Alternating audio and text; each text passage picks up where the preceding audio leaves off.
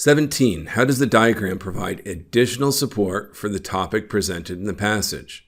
Okay, so remember that diagram was about how memory works. We take in the information, we put it into short memory, we rehearse it, and then we save it. Otherwise, it gets lost. And if we saved it from rehearsal and repetition, it goes to long-term memory, where it can either fade or be retrieved over time. Okay, so let's see which answer choice matches that. A, it reveals why human brains must adapt to obtaining information from the internet as opposed to other sources. No, there's no comparison of the internet versus other sources in this flowchart. Flowchart just says how we memorize, and must adapt is too extreme. A is incorrect. B, it indicates how people can use the internet to help improve their long-term recollection of information.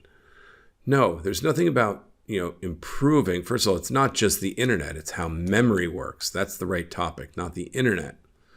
And improve your long-term recollection, nothing really says that. I mean, they do rehearse. You have to rehearse and repeat, otherwise you lose it.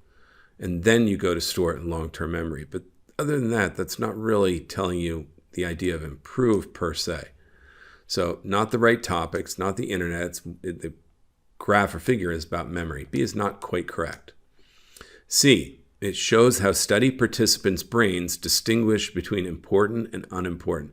No, there's nothing in this flowchart that shows the idea of important versus unimportant. That is not correct. C is not the right answer. Well, let's hope D is the right answer. It depicts the idea that repetition and rehearsal are necessary to recall information. Yes, that's exactly right. So that was the part where we had short-term memory and we had to rehearse it, repeat it, right? When tools such as search engines are unavailable. Well, the examples from the text, the graph per se doesn't tell us, exactly when search engines are available or unavailable, but this does tell us how memory works. So I guess you would conclude, therefore, it's our own memory and not relying on an external source of memory. So the passage does tell us you have to repeat and realize that you can't store that information. You're more likely then to memorize it and keep it in short-term memory.